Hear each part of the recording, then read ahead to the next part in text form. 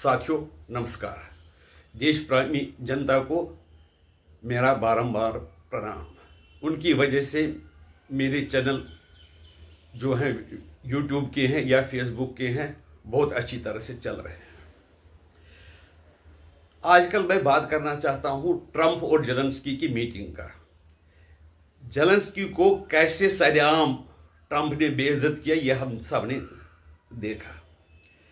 इसमें ट्रंप की गलती हम मानेंगे या जेलेंस्की के मानेंगे? देखने में तो ये लगता है कि ट्रंप ने ऐसा नहीं करना चाहिए, लेकिन ये भी देखना चाहिए कि जेलेंस्की की जो सोच से वहां के 10 लाख लोग मर गए, वहां पर इंफ्रास्ट्रक्चर जो है तबाह हो गया है। यूक्रेन में बड़ा अच्छा देश था जो तकरीबन पूरा बर्बाद हो गया। कहा जाता है कि जो यहाँ के हमारे एक्सपर्ट वो कहते हैं जो टी शर्ट वाले जोकर हैं उनको कभी भी आप शासन में ही नहीं लाओ। अगर आपने टी शर्ट वाले जोकर को शासन में लाया तो देश का ऐसा ही होना है। अब हम ये कहेंगे कि जंग तो रूस ने की तो ट्रंप ने इनको क्यों डांटा? एक तो ट्रंप की एक आदत है, वो अपनी मर्जी से काम करवाना चाहते हैं क्योंकि है अमेरिका बहुत पावरफुल। लेकिन गलती इसमें ट्रंप वाले जोकर की भी है। ट्रंप वाले जोकर की नहीं, टी शर्ट वाले जोकर की है। उसने रट लगाई कि मुझे नाटो में शामिल करो, नाटो में शामिल करो, नाटो में शामिल करो। भाई क्यों तुम्हें नाटो में शामिल करें?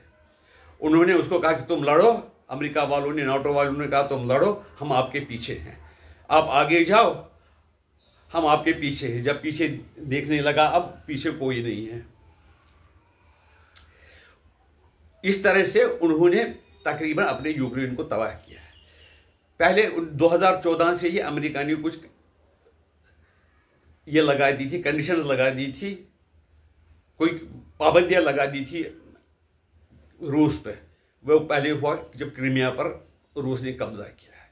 क्रीमिया यूक्रेन के पास आ गया था, लेकिन कहा जाता है कि यूक्रेन में जब रशियन लोग वहां पर रहते थे क्रीमिया में, उन पर यूक्रेनी लोगों ने, यूक्रेनी भाषा के लोगों ने जुल्म डालने शुरू कर दिए।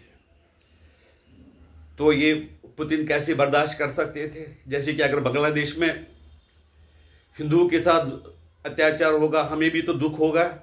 बेशक हम कुछ नहीं कर सकते हैं, लेकिन हम दुख तो हमें भी होगा। इसी तरह से उनको भी दुख हुआ, तो उन्होंने क्रीमिया को रूस के अंदर मिला लिया और कुछ पाबंदियां अमेरिका ने उस पर लगाई, नाटो वालों ने भी कुछ पाबंदियां लगा दी। फिर उसने जंग होने से पहले 24 फरवरी 2022 को जंग शुरू, उससे पहले उसने बाइडेन से भी बात की कि उनको कहा कि आप इसको नाटो में यूक्रेन को शामिल मत करो। लेकिन बाइडेन माने नहीं। उन्होंने कहा कि हम करेंगे। तो उससे रूस को ये लगा कि पहले तो सोवियत यूनियन के उन्होंने हमारे हिस्से करवा दिए, अब वो रूस के भी हिस्से करवाना चाहते हैं। इसलिए उन्होंने कहा कि आज ही ये जो यूक्रेन वाला समस्या है ये आज ही समाप्त करनी है। अब रूस को अपर हैंड मिल गया और अमेरिका कह रहा है कि हमारे 350 मिलियन डॉलर हमने आपको दिए, 350 बिलियन डॉलर हमने आपको दिए, तो ना आप जंग जीत पाए और ना कोई जीतने की भी संभावना है।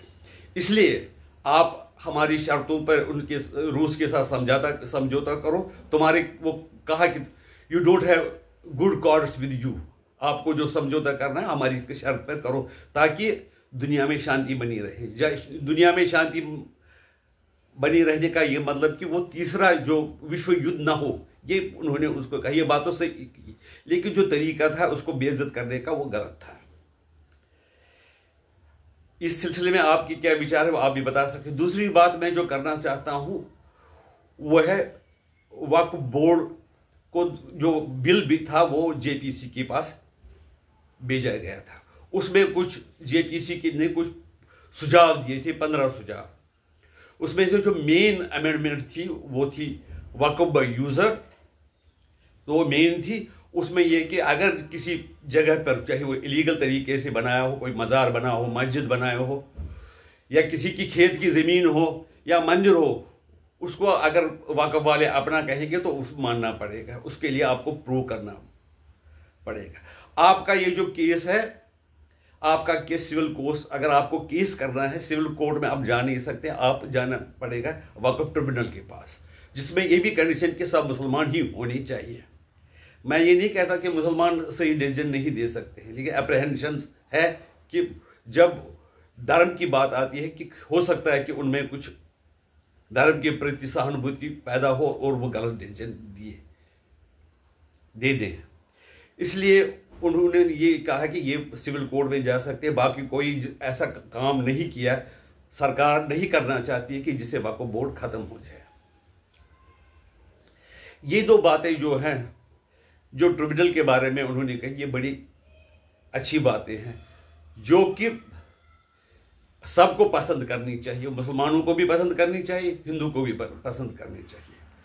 और अब फाइनली मैं दो कहूँगा कि ये आपसे भी सब विनती है कि टी शर्ट वाले जोकर को कभी वोट ना दें और अपना फायदा देकर अपीसमेंट पॉलिसी को छोड़कर देश के हित में काम करें, इसी से देश आगे बढ़े। नहीं तो हमारी आने वाली जो औलादें हैं वो हमें कोसती रहेगी और वो बेचारे रोने के बगैर उनके सिवा और कोई चारा नहीं रहेगा। नमस्कार।